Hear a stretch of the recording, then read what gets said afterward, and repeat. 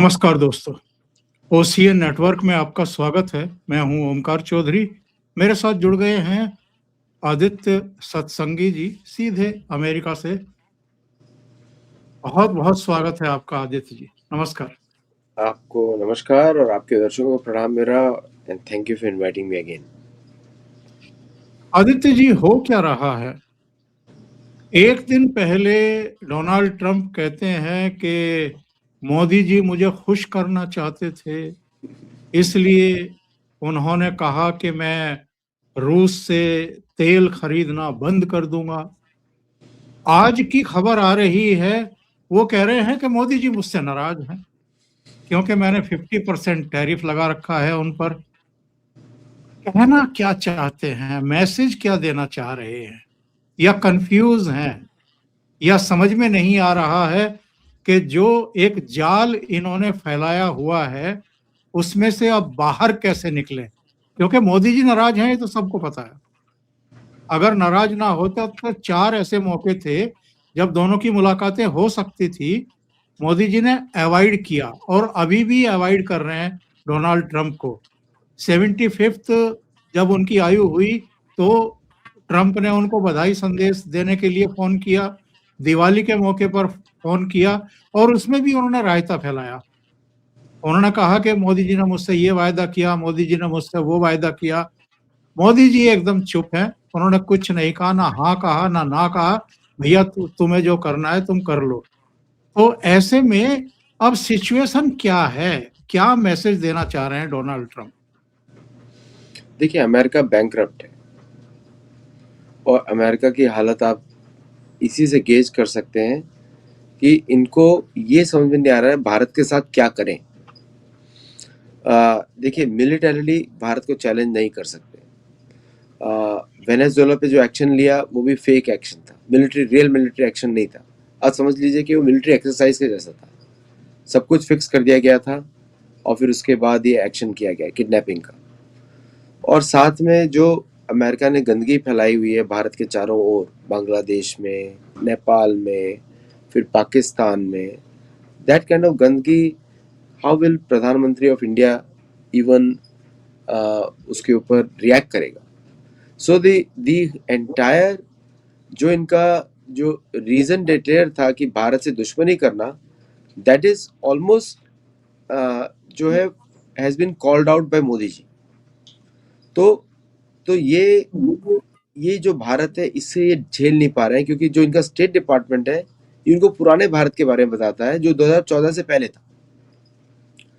तो जब आपका सोर्स ऑफ इंफॉर्मेशन है करप्ट, तो आप तो रियलिटी टीवी स्टार के जैसा बात कर रहे हो, आप प्रेसिडेंट ऑफ यूनाइटेड स्टेट्स के जैसा बात ही नहीं कर रहे हो।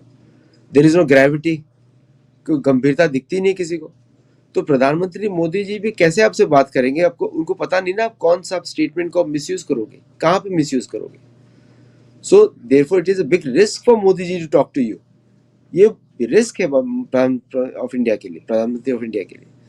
तो इसलिए ये जो फ्लिप फ्लॉप कर रहे हैं, कभी अच्छे लगते हैं कभी खराब लगते हैं, कोई उनको समझाए कि आप खिसियाई हुई गर्लफ्रेंड के जैसा बातें कर रहे हो। It is not proper behaviour to talk to the prime minister of India. और भारत अभी जग चुका है, मोदी जी ने जगा दिया है भारत को। Bharat knows their civilisational strength. देखिए, 1983 में इंदिरा गांधी ने बोला था रोनाल्ड रीगन को कि आप नया देश हो, कॉलोनी जैसे अभी बने हो, हम तो कब से एग्जिस्ट करते हैं, हमारी तो इतिहास ही, उन्होंने बोला 10,000 साल तो पुराना इतिहास है। 83 में बोला था। शायद ट्रंप अपने आर्काइव्स ही पढ़ ले, वो तो कांग्रेस के करप्ट प्राइम मिनिस्टर थी, तब उन्होंने ये बात बोली थी। तो आज तो समय एकदम अलग है। आज तो सोशल मीडिया में डेली लिखा जाता है किस तरह अमेरिका ने कोई भी ट्रीटी आज तक फॉलो ही नहीं करी। यहाँ तक कि 783 ट्रीटी साइन करी थी नेटिव अमेरिकन के साथ, एक भी फॉलो नहीं करी है। तो अमेरिका पे तो आजकल भगवान भरोसा नहीं करते हैं, मोदी जी तो बात दूर की हो गई। तो ये आई थिंक ये जो इनका रोना धोना है वो इसलिए है कि इनकी सारे स्ट्रेटेजिक गेम्स फेल हो चुके हैं, इंटेलिजेंस गेम्स फेल हो चुके हैं, मिलिट्री गेम्स फेल हो चुके हैं।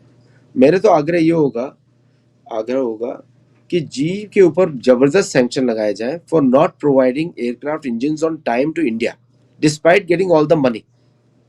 ये होना चाहिए एक्शंस। तब इनको समझ में आएगा कि भाई हम दुनिया पे सैंक्शन लगाते, कोई भी हमारे ऊपर भी सैंक्शन लगा सकता है। ब्लैकलिस्ट जी for the rest of the life, तब समझ में आएगा।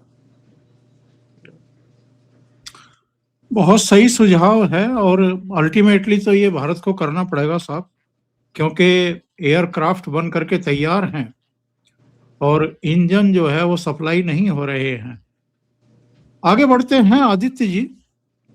अभी आपने कहा कि ये जो कुछ वेनेजुएला में हुआ और वहां के राष्ट्रपति और उनकी पत्नी को ये किडनैप करके अमेरिका लेकर के आए, न्यूयॉर्क में उनको अदालत में पेश किया, इसको लेकर के तमाम तरह की चर्चाएं, तमाम तरह की मनोहर कहानियां इस समय मीडिया में, सोशल मीडिया में तैर रही हैं। कुछ लोगों का कहना है कि जैसा आप कह रहे हैं कि सब मिला जुला खेल था। बहुत लोगों का कहना यह है कि वहां की सेना कंप्रोमाइज हो गई, वहां की उपराष्ट्रपति कंप्रोमाइज हो गई, यहां तक के जो उनके निजी गार्ड थे, जब वो दोनों सो रहे थे, वहां पर दरवाजे खोलने वाले कंप्रोमाइज हो गए, वो सब कंप्रोमाइज थे। अभी निकोलस मादुरो के बेटे के कुछ बयान आए हैं, उन्होंने चैलेंज किया है। हालांकि वो किस कैपेसिटी में है मुझे पता नहीं, इस समय उनकी हैसियत क्या है और स्थिति क्या है, लेकिन कोलंबिया के राष्ट्रपति ने चैलेंज किया है कि मैं यहां खड़ा हूं, अगर हिम्मत है तो आ जाओ, मुझे गिरफ्तार करके दिखाओ। अब ये कोलंबिया वगैरह, क्यूबा वगैरह, ये सब पिद्दी पिद्दी से देश हैं, छोटे छोटे देश हैं। ये अब अमेरिका को अगर चैलेंज कर रहे हैं, भाई इससे ज्यादा छिछालेदार नहीं हो सकती किसी महाशक्ति की।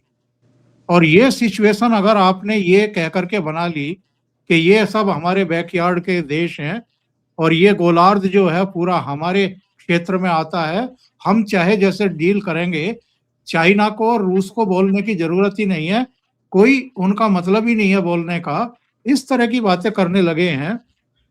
तो ये सब क्या है साहब, इन्होंने दो कोड़ी की कर ली है एक तरीके से। देखिए वो बोलते हैं ना, कोई showing your true colours, Hindi में बोलेंगे अपनी जात दिखा दी। तो एग्जैक्टली वही हो रहा है। ये तो पहले से हम लोगों को मालूम था, नेटिव अमेरिकन को मालूम नहीं था इनके बारे में। इन्होंने सियूक्स ट्राइब के चीफ को नोट के बंडल दिए, तब ब्रिटिश पाउंड स्टर्लिंग यूज करते थे, तो चीफ ने बोला उनको कि ये तुम्हारे पेपर के, पेड़ से बने हुए पेपर का क्या वैल्यू हमारे जमीन के सामने। ये जमीन से आता है तो जमीन ज्यादा वैल्यूएबल है। लेकिन उन्होंने उसके बाद ही उस चीफ को मार दिया तुरंत 2 हफ्ते में। ये शुरू का इतिहास है इनका कि पेपर देख के, और नृशंसता, क्रूरता, बर्बरता, ये इनकी पहचान है, ये इनका डीएनए है। और इनको नृशंसता, बर्बरता, क्रूरता से ही डराया जाता है। आप कोई और उसमें उपाय नहीं कर सकते। देखिए बात 2 सभ्य पुरुषों के बीच में होती है, जहाँ पे कुछ धर्म के विषय हो, कुछ दिमाग से बात हो। इनके साथ अभी तक अगर आप इनकी प्राइवेट मीटिंग्स के सारे रिकॉर्ड्स देखें इतिहास के, इस एडमिनिस्ट्रेशन ने तो सारी हदें क्रॉस कर दी है, लेकिन उसके पहले वाले एडमिनिस्ट्रेशन के भी देखें, चाहे डेमोक्रेट्स हो या रिपब्लिकन्स हो, पर्सनल मीटिंग्स में कितना बदतमीजी से ऑन द फेस बात करते थे। अब ये मिले हैं अपने ही जैसे लोगों से, क्यूबा में, वेनेजुएला में, इनके ये सेम चर्च के लोग हैं सारे के सारे, और तो उनमें बात ऐसे ही होती है। ये उनका, ये हमारे और आपके लिए तो असभ्य आचरण हो गया, लेकिन इनके लिए वो नॉर्मल चीजें हैं। अब जैसे आपको याद होगा, आपने कैंपेन देखा होगा इसका, ये जो मार्को रूबियो वर्सेस ट्रम्प, कितनी घिनौनी अश्लील बातें हुई थी कैंपेन में।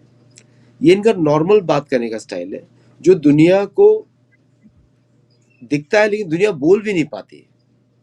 मतलब हमारे कल्चर में नहीं इस तरह की बातें करना। तो हम लोग क्या करते हैं, ऐसे लोगों से साइड में हट जाते हैं। तो मोदी जी का एक कारण ये भी है कि भाई क्या बात करो, तुमसे बात करने का तुमको तरीका ही नहीं पता। अच्छा, अब आपने जो बताया कि इनके निकोलस मदुरो के पुत्र का, इस समय वेनेजुएला के कराकास सिटी में मिलिशियास घूम रही हैं जो मदुरो ने बनाई थी, बिकॉज उनको अपनी सेना पर ही ट्रस्ट नहीं था, क्योंकि उनकी सेना जो थी कंप्रोमाइज थी विद द सीआईए, इसीलिए ट्रस्ट नहीं था। पर्सनल बॉडीगार्ड्स उनके जो लाए थे वो क्यूबा से लाए थे, क्योंकि उनको सीआईए पे ट्रस्ट नहीं था, क्योंकि क्यूबन्स जो है सीआईए के विरुद्ध बहुत काम करते हैं, इसे लेकर आए थे। अब जो उनके लड़के ने जो स्पीच बोली है कि मेरे रो भी रहे हैं वो स्पीच देते वक्त, कि मेरे पिताजी को इस तरह किडनैप किया, और अगर कुछ सब कुछ हटा दें तो एक फैमिली बॉन्डिंग बहुत स्ट्रांग होता है साउथ अमेरिका में, बहुत ज्यादा स्ट्रांग होता है। तो उसमें पिता के साथ कोई बेइज्जती कर दे, वो पितर के लिए आत्महत्या के जैसा हो जाता है, लिटरली ऐसे उनका फीलिंग्स होता है। तो जो बोल रहे हैं वो ये बोल रहे हैं कि मैं अपनी मिलिशिया को एक्टिवेट करूंगा, that will fight with the Venezuelan army. तो वेनेजुएला सिविल वॉर की तरफ जा रहा है, और चाइना और बाकी कंट्रीज चाहते हैं कि अमेरिका अपने ट्रूप्स भेजे अंदर, क्योंकि ये जो युद्ध होने वाला है ये वेनेजुएलन आर्मी में ब्रेक करेगा, और ये लोग चुन चुन के जो भी उससे कनेक्टेड है सबको मार डालेंगे। They will do it. वो शुरू हो चुका है प्रोग्राम। इसीलिए आपने देखा होगा थोड़े दिनों पहले पैम बॉन्डी जो अमेरिका के अटॉर्नी जनरल है, उन्होंने बोला कि Venezuelans can take refuge in America. ये इस एडमिनिस्ट्रेशन का पहला स्टेटमेंट है। मतलब ये है कि दे ओपन द वे कि जो भी हमारे एसेट्स थे, एसेट्स मतलब समझ गए कौन है वो, उनको हम पनाह देने वाले हैं। लेकिन वो वहां से निकल के इधर कैसे आएंगे, क्योंकि वो कोई भारत तो है नहीं या कोई और देश नहीं है, क्योंकि ये लोग तो उसके पूरे परिवार को खत्म कर देंगे, बाप बेटे से लेके ग्रैंडफादर चिल्ड्रन सबको खत्म कर देंगे। तो नाउ अमेरिका के पास दो चॉइसेस है कि या तो अपने एलाइज या एसेट्स को बचाए, या वो और उसके लिए घुसे वो वेनेजुएला में, ऑयल प्रोडक्शन उसको एक्सपोर्ट होता रहे, क्योंकि ये अगर चलता रहा तो सारी रिफाइनरीज वो लोग बर्बाद कर देंगे। तो अमेरिका को कुछ भी नहीं मिलने वाला तेल में, और उनके जितने भी माइनिंग कॉन्ट्रैक्ट सबको कैंसिल कर देंगे। तो इस समय ये जो सिचुएशन बनाई जा रही है थ्रू कोलंबिया और समवेयर एल्स, सब लोग एनकरेज कर रहे हैं अमेरिका को अपने ट्रूप्स उतारो। मतलब वेनेजुएला, मेरा एक V for Venezuela, V for Vietnam. तो वो ये बोल रहे हैं कि ट्रूप्स उतारो, देन विल सी यू। तो ये प्रेशर टैक्टिक्स चल रही हैं। और आपने कोलंबियन प्रेसिडेंट के बारे में बोला, Gustavo Pedro, that man is a मतलब अश्लील लो क्लास पर्सन है। कोलंबिया में ऑलरेडी यूएस ट्रूप्स हैं बड़ी संख्या में, क्यूबा में ऑलरेडी बड़ी ट्रूप्स हैं बड़ी संख्या में। आई थिंक वो सिर्फ इशारा करने की देरी है, वहाँ पे वो कुछ भी कर सकते हैं। तो कोलंबियन गवर्नमेंट जो कि सबसे बड़ा हेरोइन प्रोड्यूसर है, और इक्वेडोर जो सबसे बड़ा प्रोड्यूसर है marijuana हेरोइन का, these countries are the real producers. Venezuela नहीं था। और इन सब का ट्रांसपोर्टेशन होता है मैक्सिको के through. So Mexico is a conduit, क्योंकि उसका 4000 किलोमीटर का बॉर्डर है अमेरिका के साथ, सो 2500 किलोमीटर का। तो नाउ अभी जो अब तो शुरू हुआ है, और ये सब लोग अमेरिका में करीब 35 मिलियन लोग हैं, 35 मिलियन लोग जो इनको सपोर्ट करते हैं। उसमें से 5 मिलियन हटा दीजिए जो कंफ्यूज है, अपने आप को अमेरिकन मानते हैं, बट मेजोरिटी सपोर्ट्स हैं। तो अमेरिका में भी गड़बड़ी होने के बहुत चांसेस हैं, जिसके स्टेप्स अमेरिकन गवर्नमेंट ले रही है इसमें। लेकिन ये तो पंगे लेते जा रहे हैं। ग्रीनलैंड के बारे में एक बयान दे दिया, उसके बाद डेनमार्क की प्राइम मिनिस्टर का बयान आ गया। उन्होंने कहा कि ग्रीनलैंड पर अगर हमला हुआ तो नेटो खत्म हो जाएगा। और मैं देख रहा था आदित्य जी, आप ये देखिए कि कितने देशों ने इसका विरोध किया है। इसमें जर्मनी आ गया, फ्रांस आ गया, इटली, पोलैंड, स्पेन, ब्रिटेन, इन सब ने ये कहा है कि ग्रीनलैंड वहां के लोगों का है। ग्रीनलैंड और डेनमार्क से जुड़े किसी भी फैसले का हक सिर्फ ग्रीनलैंड और डेनमार्क को ही है। अगर इन्होंने कुछ भी किया तो नेटो गया। देखिए, Europeans will capitulate. So kingdom of Denmark का टेरिटरी है ग्रीनलैंड, और ग्रीनलैंड के अलग से प्राइम मिनिस्टर भी है। एक 30,000 पॉपुलेशन है, मात्र 30,000। छोटा सा आइलैंड है, मैप में बड़ा दिखता है लेकिन है एक्चुअली छोटा सा आइलैंड। देखिए, किसी भी तरह यूएस ट्रूप्स तो ऑलरेडी एग्जिस्टिंग एग्रीमेंट्स हैं, जैसे कि अमेरिका का एग्रीमेंट जो अमेरिका का पोर्टो रिको के साथ है, गुआम के साथ है, पैसिफिक आइलैंड्स के साथ है, जहाँ पे American troops are legally station there with a basis. World war 2 के बेसिस हैं सारे। ग्रीनलैंड वर्ल्ड वॉर 2 का बेस है, तो वो तो ले लेंगे वो थ्रू डायरेक्टली, पूरा ऑक्यूपाई नहीं करेंगे, it will not become US. लेकिन उनको ग्रीनलैंड ने ऑलरेडी, ग्रीनलैंड के प्राइम मिनिस्टर ने और डेनमार्क ने ऑलरेडी बोल दिया है कि under the existing NATO framework you can deploy any number of troops there if you, आपको ट्रूप्स के लिए चाहिए। लेकिन इनको कुछ और चाहिए, इनको चाहिए मिनरल्स ग्रीनलैंड के अंदर। दैट्स द प्रॉब्लम जहां पे बात अटकी हुई है। That's why he wants to own it so that the American companies can take over. तो ये जो सिक्योरिटी वाला तो एक बहाना है आर्कटिक में, मेन चीज तो इनका बिजनेस इंटरेस्ट है। और बाय द वे रशिया इनको सपोर्ट कर रहा है इस एरिया में, क्योंकि अगर ये लोग वहां पे जाते हैं मिनरल राइट्स के लिए, तो अमेरिका और Russia are today on the same side of the discussion on Atlantic. तो वो उनको अलाउ कर देंगे अगर वो दूसरे राउट से जाते हैं। लेकिन अगर माइनिंग के लिए जाएंगे then you are facing this issue, sovereignty का इशू, क्योंकि अमेरिकन नहीं चाहते कि कोई भी यूरोपियन कंपनी इन्वॉल्व हो, कंट्री इन्वॉल्व हो। तो इस चोरी को देखते हुए दीज गाइज आर प्रोटेस्टिंग। ऐसा नहीं कि ये लोग कम चोर है, ये भी बहुत चोर है। UK has 14 overseas territories, 19 sorry, और फ्रांस हैज 14 ओवरसीज टेरिटरीज। क्यों नहीं वापस करिए वहाँ के लोकल लोगों को? अगर इतना ही आपको चिंता है ग्रीनलैंड की, तो आपने अभी वापस करो सारी टेरिटरीज। आपकी तो 2 टेरिटरीज इंडियन ओशन में है, फ्रांस की। ब्रिटेन की एक टेरिटरी डिएगो गार्सिया है जो वापस जा रही है मॉरिशस को, जबकि भारत को आनी चाहिए। रामायण के हिसाब से तो भारत को आनी चाहिए, लेकिन जा रही है वहाँ मॉरिशस को। और उनकी बाकी टेरिटरीज हैं पैसिफिक में, वो भी जानी चाहिए रेस्पेक्टिव देशों को। US virgin islands, US Marshall Islands, British Marshall Islands, British virgin islands Caribbean में, वो सब टेरिटरी जानी चाहिए क्यूबा को या फिर ट्रिनिडाद टोबैगो को। तो ये बड़ा सिलेक्टिव प्रोटेस्ट है, एंड आई थिंक अमेरिका इसको लेकर रहेगा अगर उन्होंने कर लिया, because when the money talks bullshit walks, ये मंत्र है वेस्ट का। तो जब पैसे की बात आ जाएगी सब लोग मान जाएंगे, क्योंकि वो they will give share to everybody.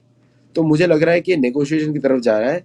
Everybody has taken independent stance, और मिलिट्री डिप्लॉयमेंट तो किसी को इशू नहीं है। तो only issue is the mining. I think उस पर वो लोग नेगोशिएट करेंगे और डिसाइड करेंगे, मेरे हिसाब से ऐसा लगता है मुझे। लेकिन अमेरिका को तो दुनिया के बहुत सारे हिस्सों में बहुत सारी जगह पसंद आ रही हैं सब। अब ये बांग्लादेश के पड़ोस में एक छोटा सा द्वीप है जिसको लेकर के सारा झगड़ा है, और शेख हसीना जो है आपादस्थ करवा दी गई। अब सेंट मार्टिन चाहिए इनको। अब हालत ये हो रखी है कि सीआईए के बहुत सारे एजेंट जो हैं वो ढाका में और दूसरी जगहों पर मारे जा रहे हैं। किसी के कमरे में ड्रोन घुस जाता है, निपटा देता है, कोई बुलेट से मारा जाता है, और चर्चा नहीं की जा रही है कि सीआईए के लोग मारे जा रहे हैं, कुछ दूसरे देशों के भी मारे जा रहे हैं। लेकिन कौन अदृश्य ताकत है, कौन हाथ है?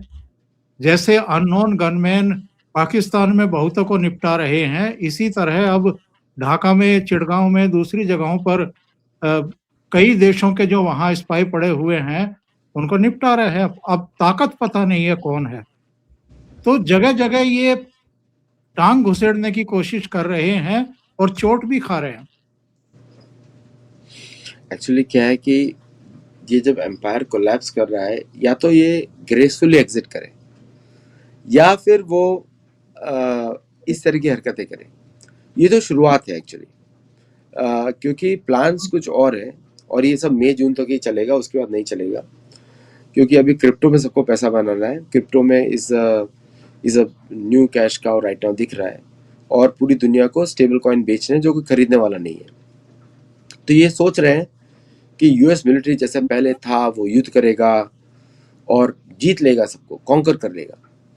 तो इस तरह के माइंडसेट है, और ये वही वाला माइंडसेट है जो 1492 से चल रहा है कि we are the conquistadors, we are the conquerors.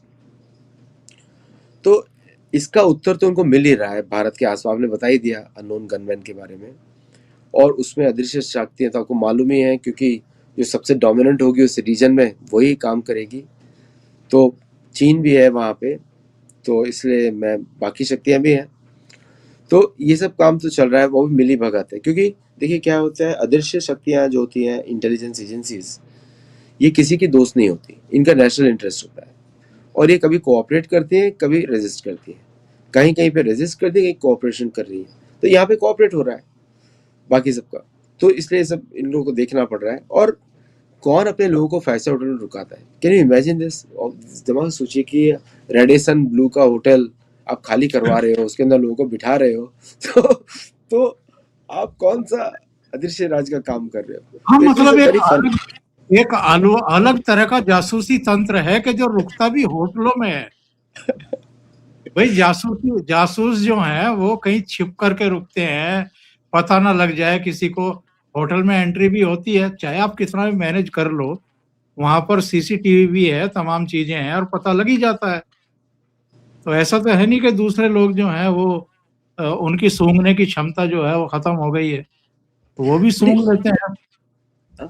और बांग्लादेशी आर्मी जो कि डिवाइडेड है, तो उसका एक फैक्शन तो एक्टिव हो गई ना वहां पे, उनका ही देश है वो। तो हम लोग को लेना चाहिए, चित्तागांव से वो सारा एरिया हमारा होना चाहिए। लेकिन देखिए, भारत के बैकयार्ड में आप गड़बड़ी मचाएंगे तो क्या भारत को हक नहीं आपके बैकयार्ड में गड़बड़ी मचाए? क्वेश्चन है। अब मैक्सिको ने भारत को बोला था उनको आकाश चाहिए, ब्राजील ने बोला था उनको आकाश चाहिए। इस समय एज वी स्पीक, मैंने क्या बताया था पहले कि Venezuela is not the target, target is Brazil. क्योंकि वेनेजुएला में तो ऑलरेडी वो घुसे हुए हैं, मैंने बताया क्यूबा में घुसे हुए हैं, कोलंबिया में है, इक्वाडोर में है, चिले में है, तो उधर तो घुसे हुए हैं। Brazil is the only one there not entered. बहुत ट्राई किया उन्होंने बोल्सोनारो को वापस लाने के लिए, लेकिन वो कन्विक्ट हो गया जैसे वो गया। तो द पॉइंट इज, अब ब्राजील जो है भारत से डेस्परेटली मांग रहा है कि आकाश सप्लाई करो, आकाश सप्लाई करो, which India will do. Attack supply करो। आपने मैक्सिको के सारे कॉन्ट्रैक्ट्स तोड़वा दिए, मैक्सिको को कन्विंस कराया कि वो भारत पे टैरिफ लगाए। पैसा, टैरिफ में तो पैसा होस्ट कंट्री देती है ना, इंपोर्ट करने वाली कंट्री देती है। तो सबको बेवकूफ बना रहे हो, और अमेरिकन को बेवकूफ बना रहे हो। टैरिफ से अमेरिका अर्न करता है। टैरिफ से अमेरिका कैसे अर्न करता है? टैरिफ से तो अमेरिका स्पेंड ज्यादा करता है, और कॉस्ट किसको जाती है? एंड कंज्यूमर्स को जाती है।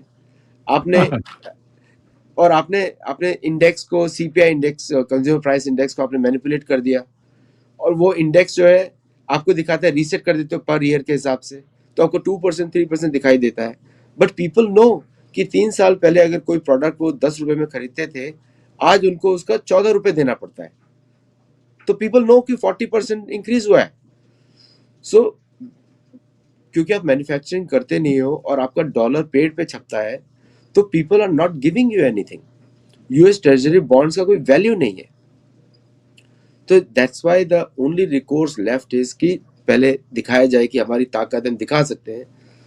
अब उसमें भी आप फिक्स मैच कर देते हो वेनेजुएला में, तो लोगों को समझ में नहीं आता कि ताकत है कि नहीं है। So I think things will become very muddy. अभी लड़ाई और क्रिएट होंगी हर जगह, और उकसाया जाएगा बाकी देशों को, क्योंकि इनका एक नेशनल सिक्योरिटी पॉलिसी का गोल है कि no country should be able to challenge America in future.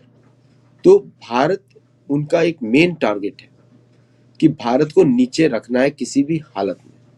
तो आपने देखा होगा ट्राइपोलर वर्ल्ड की बात हुई है, भारत की बात नहीं हुई। ट्राइपोलर वर्ल्ड में Russia, China and USA. Ideally Anglo Saxon mindset जो है, दो के अलावा तीसरा देख नहीं सकता। तो चीन तो इनके साथ ही हो गया, तो बचा एक्चुअली में बचा रशिया और भारत एक, और अमेरिका और चीन दो। This is the bipolar world ये लोग सोच रहे हैं। वो पॉसिबिलिटी नहीं है, क्योंकि भारत की population is itself 1.4 billion people, और चाइना की पॉपुलेशन 700 से 800 मिलियन ही है, बहुत कम है और इस समय। इकोनॉमी भी अच्छा कर रही है भारत का। यस, तो इसलिए भारत इनका मेन टारगेट है।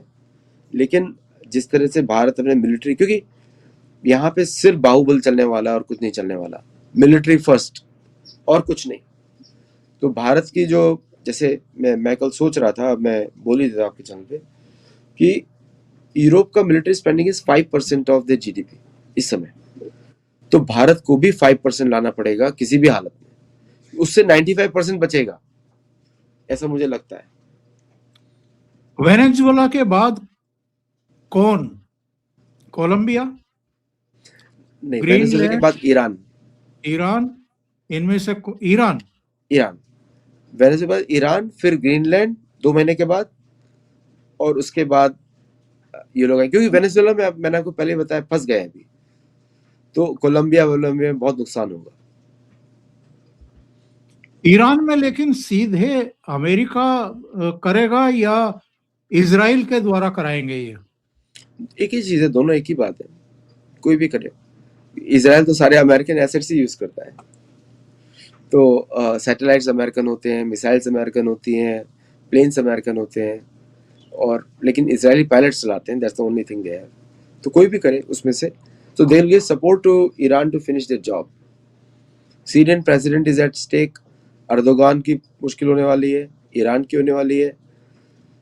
दे वांट टू कंट्रोल, क्योंकि अब डॉलर उनके हाथ से निकल चुका है, they want to control as many oil sources as possible, ताकि भारत और चीन उन्हीं देशों से खरीदे। That's the main point.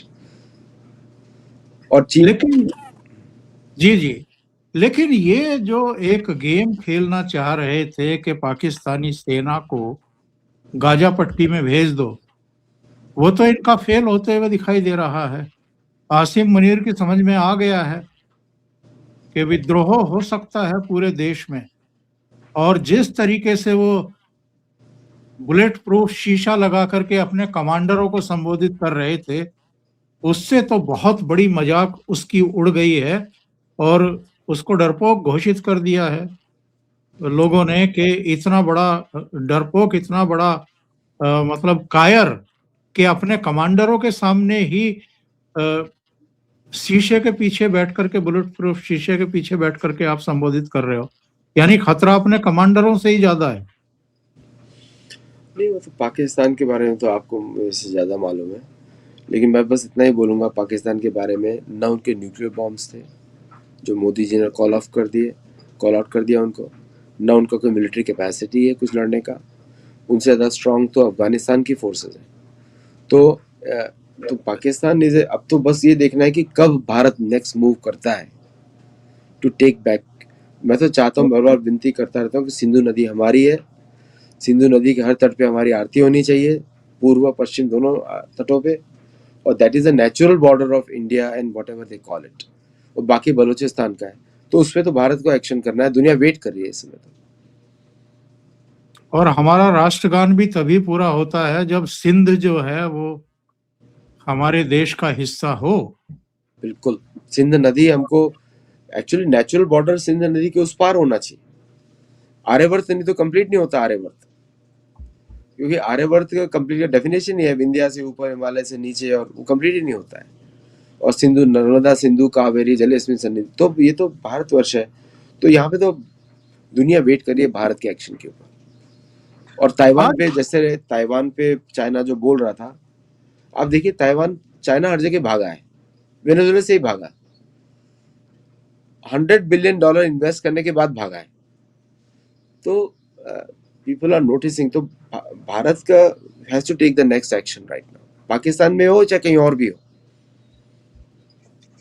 लेकिन कहा तो ये भी जा रहा है कि ये जो डोनाल्ड ट्रंप ने कहा कि 4 दिन ऑपरेशन हमें इसलिए टालना पड़ा क्योंकि बड़ा क्लाउडी आसमान था, लेकिन बताते हैं कि वहां पर चूंकि चाइना के रिप्रेजेंटेटिव गए हुए थे, तो जब तक वो वहां से टेक ऑफ नहीं कर गए तब तक इन्होंने ये टाला ऑपरेशन, ताकि चाइना के जो गेस्ट वहां पे जो प्रतिनिधि पहुंचे हुए हैं उनको कोई नुकसान ना पहुंच जाए। टाइमिंग देखिए आप चाइनीज रिप्रेजेंटेटिव्स की, इसीलिए बोलता हूँ चाइनीज के ऊपर ट्रस्ट कभी नहीं किया जा सकता। कम्युनिस्ट पार्टी, चाइनीज तो अच्छे लोग होते हैं। देखिए क्या है कि उन्होंने उसकी लोकेशन बता दी कि है, नहीं तो किसी को पता नहीं था कि मदुरो है किधर। चाइनीज डेलीगेशन आता है and then they know the location है कि हाँ कैराकास में है, जबकि वो कैराकास में कभी था ही नहीं उसके पहले, और उसी रात को रहने गया था मिलिट्री बेस के ऊपर। और चाइनीज जो बोलते हैं अपने रडार्स उनके बहुत अच्छे हैं, किसने टर्न ऑफ कर दिए, फिर बोलते हैं कि American troops fired and they turn off. तो ऐसा तो नहीं कि रडार सिर्फ एक ही पावर सोर्स पे चलते हो, रडार्स का तो खुद भी अपना पावर सोर्स होता है, बैटरीज भी होती हैं बहुत सारी। तो ये सब जो है टोटली मुझे चाइनीज तो आप दिखता ही है कि डरपोक होते हैं, और दे आर मतलब उन्होंने कॉम्प्रोमाइज किया उसका लोकेशन। पिछला मीटिंग भी देखिए, ईरान पे जब अटैक हो रहा था चाइनीज डेलीगेशन वहां पर भी था। इराक से अटैक से पहले ही मूव किया बीजिंग। उसके पहले वाला देखिए सीरिया में चाइनीज ऑफिसर्स थे, अटैक होने से पहले मूव आउट कर गए, है ना। पाकिस्तान का देखिए, पाकिस्तान में भी थे, अटैक होने से पहले some units moved out, some people stayed there also. तो चाइनीज का तो रिकॉर्ड ही ऐसा है। भारत का रिकॉर्ड एकदम उल्टा है। शेख हसीना को बचा लिया, मालदीव्स को बचाया, श्रीलंका को बचाया, जो भी हमारे अफगानिस्तान में तालिबान के साथ बातचीत शुरू कर दी। तो भारत जिसके साथ है वो तो हमेशा वफादार ही है। तो और चाइनीज का तो रिकॉर्ड ही उल्टा है। तो I don't know whether who will trust Chinese next time.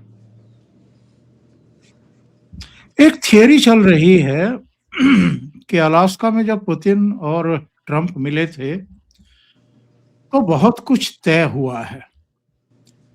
एक ये तय हुआ है, रूस से कहा गया कि चीन से कहा गया कि आप ताइवान का नाश्ता कर लीजिए, रूस से कहा गया कि आप यूक्रेन का लंच कर लीजिए, और हम वेनेजुएला, क्यूबा, कोलंबिया और ईरान का डिनर कर लेते हैं। तीनों एक दूसरे के रास्ते में ना आए, खाओ पियो मौज करो। कुछ इस तरह की अंडरस्टैंडिंग बनी है, ऐसी चर्चा चल रही है। ओमकार जी, मैं इसको लॉजिकल रीजन पे मैं कन्विंस नहीं हूँ, लॉजिकल रीजन पे, क्योंकि पहली बात तो रशियंस ऐसी बातें करते नहीं है किसी के साथ, कोई हिस्टोरिकल रिकॉर्ड ही नहीं है बिहाइंड द मीटिंग्स इस तरह की बातें करते हो। रशियंस क्या, वो हमेशा कम्युनिकेट करते हैं थ्रू देयर एक्शंस कि ये हम करने वाले हैं। तो अगर रशियंस को अपोज करना होता वेनेजुएला में, तो रशियन सबमरीन्स तो वेनेजुएला की कोस्ट के बाहर ही खड़ी हुई हैं, दो तो करते, वो कुछ करते। तो when they saw कि it was an inside matter, they didn't intervene। कोई अपनी इच्छा से कर गया है देश से बाहर, they didn't intervene। और दूसरा आपका बात हुई कि ताइवान के ऊपर, देखिए ताइवान की प्रोटेक्शन के लिए जापान सामने आ गया।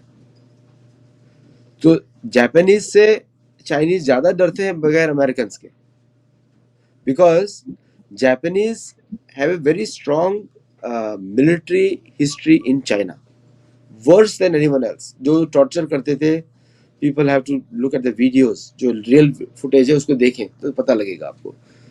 तो तो और जापान का historical ties are with India, historical. उनका रिलीजन हमारा है शिंतो, तो हिंदुइज्म सनातन धर्म ही है उनका। उनको हमने डिफीट किया था नॉर्थ ईस्ट में बाय द वे, और वहाँ पे सुभाष चंद्र बोस ने भी फिर उनसे मिले भी थे जाके बाद में। तो आईएनए का भी अच्छा रिलेशंस था उनका। तो जापान के साथ भारत के कल्चरल रिलीजियस टाइज है, चाइना के साथ भी है बाय द वे, चाइना के साथ भी है। चाइना मानता नहीं, वो बात अलग है।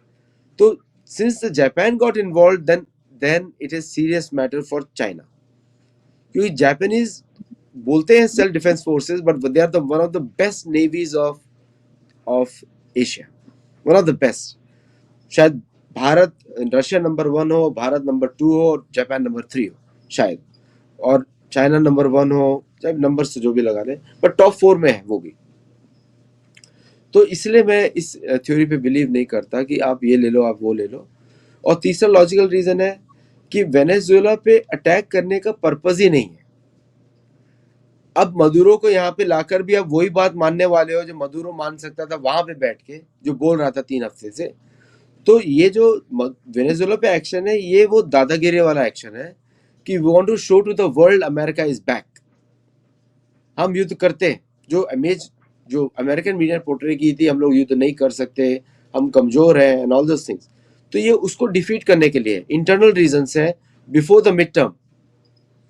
और अभी मदुरो जो बोलेगा वो बोलेगा कि 2020 में इलेक्शन इंटरफेरेंस उसने करवाया था, वो इस पे एग्री करेगा और उसको सिर्फ 8 साल की सजा होगी, वो भी अंडर जुडिशियल सजा, जेल में भी नहीं होगी अगर वो ये बोल देगा तो ये डोमिनियन वाला इशू है, डोमिनियन मशीन्स वाला इशू है।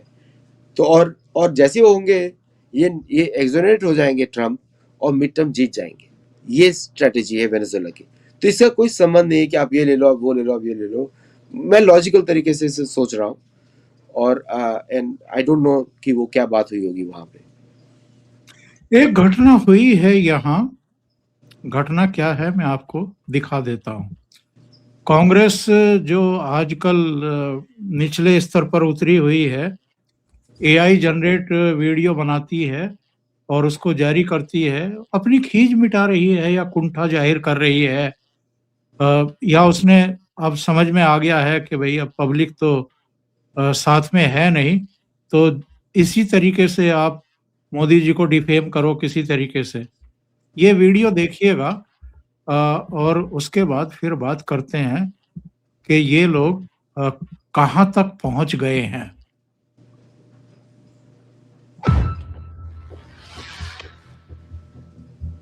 हेलो ट्रम्प जी, कैसे हो आप? मोदी, मैं तुमसे नाराज हूँ। लेकिन ट्रम्प, आप नाराज क्यों हैं? जैसा जैसा आपने बोला मैंने तो वैसा ही किया। सीज फायर कराया, रूस से तेल लेना कम कर दिया। तुम जानते हो मुझे खुश करना तुम्हारे लिए कितना जरूरी है। अगर तुमने मेरी बात नहीं मानी तो मैं टैरिफ बढ़ा दूंगा। नहीं मालिक, आप जैसा जैसा बोलोगे मैं वैसा वैसा करूंगा। जनता पर बोझ लाद दूंगा।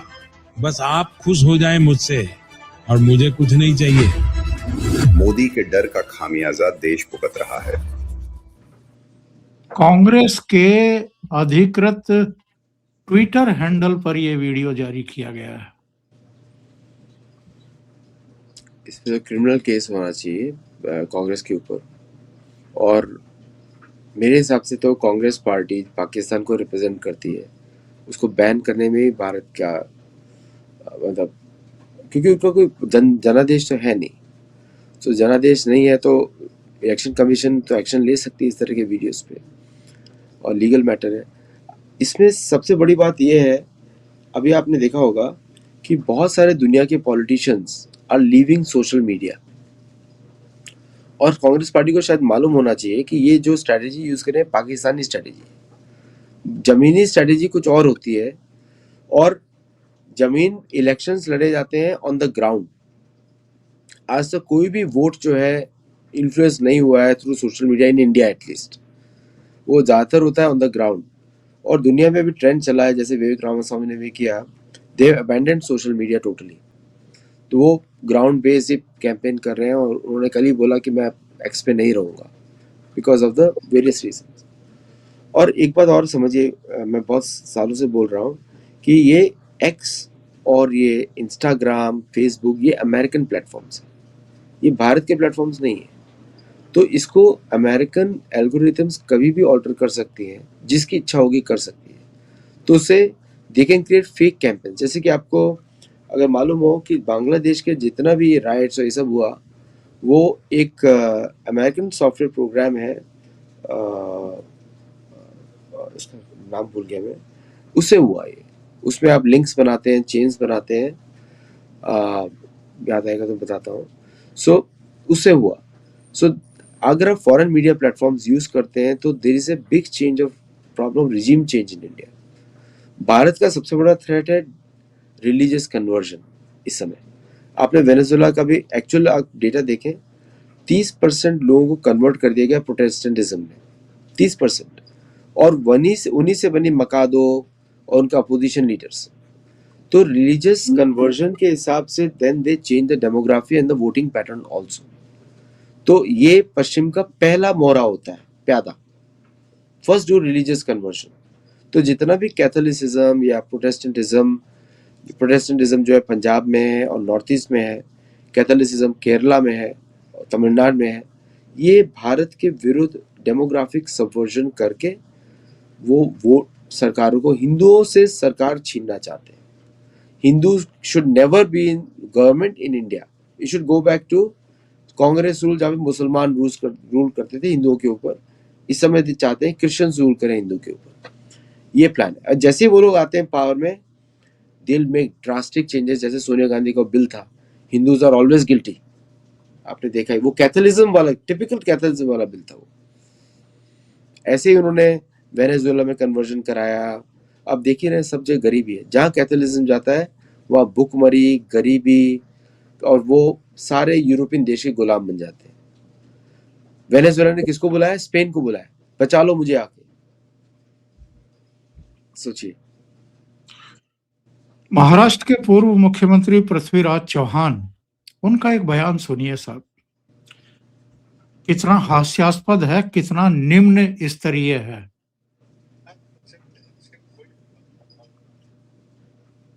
एक मिनट, मैं इसको जरा ब्लूटूथ से निकाल दूं पहले।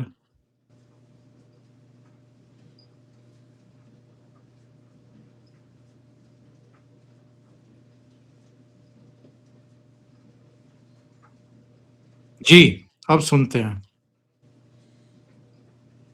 देखिए, बात यह है कि 50% टैरिफ से कोई व्यापार संभव नहीं है। यानी एक तरह से उन्होंने अमेरिका भारत का व्यापार पर, विशेषकर भारत से जो माल निर्यात होता है उसको बंद कर दिया है, टैरिफ लगाकर बंद कर दिया है, क्योंकि हम डायरेक्ट बंद नहीं कर सकते, इसलिए टैरिफ का इस्तेमाल किया है। भारत को सहन करना पड़ेगा, जो भी निर्यात अमेरिका को होता था उससे जो भी मुनाफा हमारे लोग कमाते थे वो नहीं मिलेगा, अब आपको दूसरे मार्केट ढूंढने पड़ेंगे, क्योंकि कोशिश चल रही है। तो मैं समझता हूँ कि सिर्फ टैरिफ से कोई फर्क पड़ने वाला नहीं है, और 50% लगा दे, व्यापार तो पहले से बंद है, निर्यात तो हो नहीं रहा है, हो ही नहीं सकता। तो अब सवाल ये कि क्या वेनेजुएला में हुआ इस तरह से कुछ होगा क्या? भारत में हमारे प्रधानमंत्री को किडनैप करके ट्रम्प साहब ले जाएंगे क्या? वही बात बची है बस। देखिए, बात ये, आप मतलब इससे ज्यादा गिरा हुआ बयान कोई हो सकता है कि ना तो आपको भारत की शक्ति का अंदाजा है, ना आपको भौगोलिक परिस्थितियों का पता है, ना आपको इंटरनेशनल कूटनीति और राजनीति का पता है, ना आपको भारतीय सेना की ताकत का अंदाजा है। और आप कह रहे हैं कि अब तो बस यही बचा है कि वेनेजुएला की तरह, जैसे वो राष्ट्रपति को उठा कर ले गए, ऐसे ट्रम्प क्या हमारे प्रधानमंत्री को भी उठाकर ले जाएंगे। मतलब मुझे हैरत होती है कि महाराष्ट्र जैसे सूबे के ये चीफ मिनिस्टर रहे हैं। चीफ मिनिस्टर एक्चुअली क्या है कि पृथ्वीराज चौहान की बैकग्राउंड चेक होनी चाहिए, बिकॉज ये बिका हुआ, मतलब इस तरह के, मैं तो महाराष्ट्र से हूँ, सोलापुर से हूँ, मैं तो बोलूँगा इनका बैकग्राउंड चेक कराएं, यू विल फाइंड आउट इनके Pakistani connections and USA connections. इनके रिश्तेदारों को पहले चेक किया जाए, कितने पढ़ते हैं अमेरिका में या क्या करते हैं अमेरिका में, उसको चेक किया जाए। So this is a very shameful statement. और भारतीय प्रधानमंत्री, भारतीय मिलिट्री फोर्सेस, अमेरिका की हिम्मत नहीं है उससे लड़ने की, क्योंकि अमेरिका सिर्फ उनसे लड़ता है जो कमजोर हो, लाचार हो। तो मैं बोलता हूँ अमेरिका को कि जितने भी कांग्रेस के लोग हैं, मेरा देश है अमेरिका, मैं उसको बोलता हूँ कि आप जितने भी कांग्रेस के लोग हैं जिनके साथ आप संपर्क में हैं, उस कनेक्शन को थोड़ा बंद करें, बिकॉज ये आपको मिसगाइड कर रहे हैं। बिकॉज ये देखिए, ये अमेरिकन का भी प्रॉब्लम है। अमेरिकन को कभी भी दुनिया समझ में नहीं आती है। उनको अपने बर्गर, अपना डोनाल्ड ट्रंप या अपना बाइडन, उसके अलावा दुनिया नहीं दिखाई देती। किसी भी अमेरिकन को पूछेंगे कि भारत की कैपिटल कौन सी है, ज़्यादा से ज़्यादा लोग बोलेंगे India is a city, country भी नहीं बोलेंगे वो। तो this is the level of education there. तो ये तो बड़ा, इसे फूलिश स्टेटमेंट इन्होंने दूसरा दिया एक्चुअली, इसके पहले भी दे चुके हैं। इससे पहले ये सेना के ऑपरेशन सिंदूर के बारे में दे चुके कि हम तो पहले दिन ही हार गए थे। देखिए, ये जब राहुल गांधी जाते हैं जर्मनी, राहुल गांधी जाते हैं यूएस, जिन जिन लोगों से मिलते हैं, जो वीडियोस में आ जाता है, सबको हम लोग को पता लग जाता है। कहीं ना कहीं ये प्रीएम्प्ट करना पड़ेगा, उन देशों को वार्न करना पड़ेगा भारत को। भारत की अभी तक कोई सैंक्शन पॉलिसी नहीं हुई है, तो बोलना पड़ेगा if you are a dissident promoting a dissident of India जो कि is working against the laws of India, तो आप पे हम ये सैंक्शन लगा सकते हैं। जैसे ही ये जाएगा ऑफिशियल इंफॉर्मेशन, ये सब बंद हो जाएगा बकवास, क्योंकि राहुल गांधी की सारी trips are sponsored by people who are enemies of India.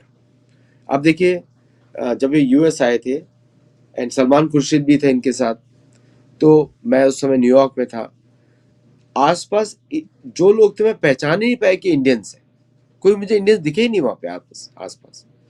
So those visits have to be controlled, तब पता लगेगा इनका एक्चुअल। और वो गुड थिंग और सोशल मीडिया इज कि हमारे ही लोग, हमारे अदिश राज उनको बाहर निकालता है, दिखाता है कि देखो किससे मिल रहे हैं। कोलंबिया में जाके अब इंग्लिश में लेक्चर दे रहे हो, कोलंबिया में कोई स्पेनिश में लोग बातें करते हैं। So the modus operandi is very clear, invite foreign countries to divide India और मेक कंट्री वीकर। और उन्होंने यही किया जब कांग्रेस का शासन था, मनमोहन सिंह के साथ था। सो ऑब्जेक्टिव इज वेरी क्लियर। और पृथ्वीराज चौहान को तो आप समझ लीजिए सोनिया गांधी के घर के कोई पालतू जानवर होते हैं ना, वैसे है। सो ये तो वही बात, सो जस्ट उनके से ही पता लग जाता है कि जहर कितना होगा सोनिया गांधी में। And that's where we need to रोक लगानी पड़ेगी। पार्लियामेंट में कैसे बैठे हुए हैं ये लोग, आई डोंट नो। पूरा मनरेगा का जो स्कीम था, वो इधर सरकार से पैसा लो गड्ढे खुदवाने के लिए, और उनको चर्चेस को दो, चर्चेस खुलेंगे, उससे कन्वर्जन होगा ट्राइबल बेल्ट में। ये था प्रोग्राम पूरा। आदित्य जी, बहुत बहुत धन्यवाद, इतना समय आपका लिया आज, लेकिन बहुत महत्वपूर्ण मुद्दे थे जिन पर चर्चा की है, और मुझे लगता है कि दर्शकों को भी अच्छा लगा होगा सुन करके। बहुत बहुत धन्यवाद आपका जुड़ने के लिए। और अगर आपको ये प्रोग्राम अच्छा लगा है तो लाइक जरूर करें, इस वीडियो को शेयर भी करें। चैनल अभी तक आपने सब्सक्राइब नहीं किया है तो जरूर सब्सक्राइब कर लें, साथ में लगे बेल आइकॉन को दबा दें ताकि आगे आने वाले वीडियो और उनके नोटिफिकेशन आपको मिलते रहें। आदित्य जी का चैनल है सत्तोलॉजी, उसको भी सहयोग करें और सब्सक्राइब करें। बहुत बहुत धन्यवाद Aditya ji, thank you so much. Thank you, नमस्कार। नमस्कार।